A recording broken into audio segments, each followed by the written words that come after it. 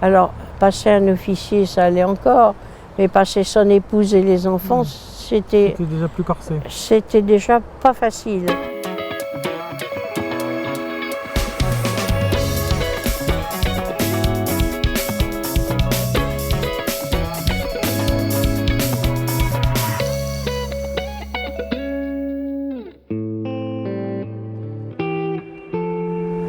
Bonjour Madame Fermé. Bonjour Thibault.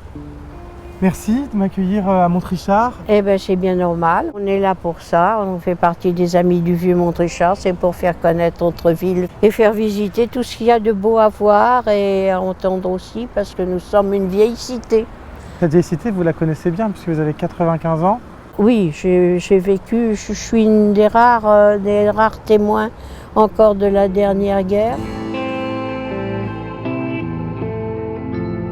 Vous voyez la petite maison qui est là-bas, Oui. C'est la maison du passeur.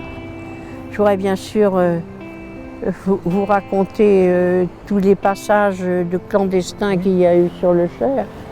Nous avions des passeurs qui ont fait passer des milliers de gens. Alors, passer un officier, ça allait encore, mais passer son épouse et les enfants, c'était déjà plus corsé. c'était déjà pas facile. Bon, et nous avions un passage extraordinaire, c'était M. Santou. Il était en correspondance avec d'autres qui lui signalaient les patrouilles allemandes. Et sur l'écluse même, il a fait passer des centaines de gens. Il mettait une corde, une fois et 80 à la suite, et qu'on ne s'était pas gardé. Alors comment ça se passait? Eh bien, ça se passait qu'on nous envoyait des gens avec un code spécial. Votre colis va arriver, le colis est retardé, etc. Et puis les gens arrivaient, des fois il fallait les rhabiller parce qu'ils étaient repérables, il fallait les cacher. Et puis après il fallait attendre le moment opportun pour les passer. Et puis quiconque avait un jardin le long du Cher était passeur au début. Et alors vous, votre lien à ce Cher canalisé, parce que donc ça fait un bon nombre d'années que vous le côtoyez. Oui, je le côtoie. Je le côtoie pas quotidiennement, mais ce Cher, c'est une rivière d'abord. Ça a été une rivière poissonneuse, ça a été une rivière avec des plages. Et là, on avait des spectacles, on avait un dancing, on avait un restaurant, etc.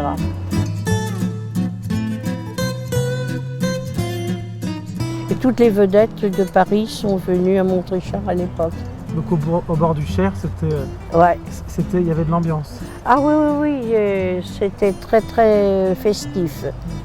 Bon, je vais vous emmener dans un lieu où il y a quelques images.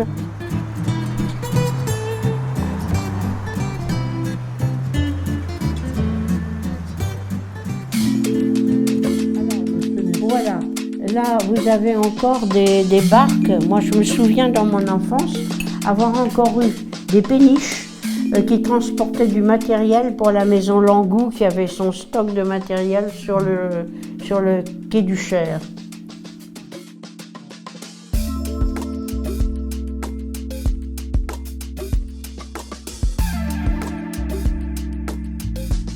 Merci beaucoup Monique pour tout ce partage. Ça me donne envie de continuer ma route sur ce Cher canalisé que j'ai découvert avec vous. Eh ben, je vous souhaite de continuer en effet jusqu'à Tours.